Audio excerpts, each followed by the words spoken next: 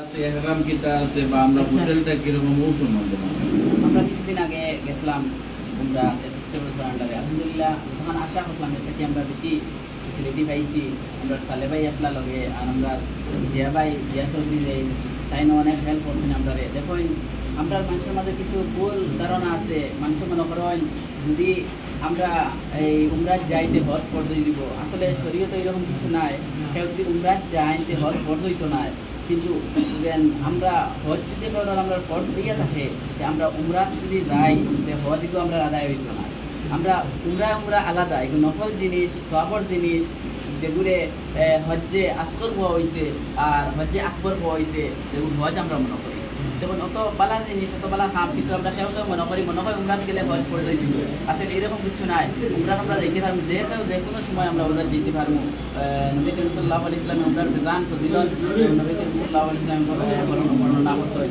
আর আমরা উমরাত যাইতাম কারণ আল্লাহ তাবারক পৃথিবীর মাঝে যেন সবথেকে যে বালা জায়গা যেখানে এক রাকাত নামাজ পড়িলে মসজিদে হরমও 1 লক্ষ রাকাতের সওয়াব পাওয়া যায়, আর মসজিদে নববীতে 1 রাকাত নামাজ পড়িলে 50,000 রাকাতের নামাজের সওয়াব পাওয়া যায়।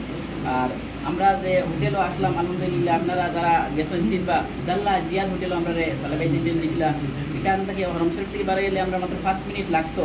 আমরা মাহফল আমরা ভিডিও আসলা 3 আটিয়া বেটি মানুষ আটিয়া যাইতে পারতা। এরপরে আমরা মদিনা শরীফ যে হোটেল দেওয়া হয়েছিল, হোটেলের নাম হচ্ছে সামাল মাসি। আপনারা দেখবা মসজিদে আবু বকর আর পিছেও লাগা বিল্ডিং, যেগুলো মসজিদে নববী হরম শুরু হয়েছে, যে আমরা বিল্ডিং থেকে নামার পরেও মসজিদে নববীর হরম স্টার্ট হয়েছে। আলহামদুলিল্লাহ আমরা ওলা ফেসিলিটি পাইছি। আর আইজ খালাইন যে অফিসগুলো আর দেখি আমরা খুশি লাগছে, কারণ এই ফেসিলিটি আগে মনে করতাম হাইলাকান্দি সালেবাইর লাগে যোগাযোগ করতে কিলা আর যাইতা কিলা।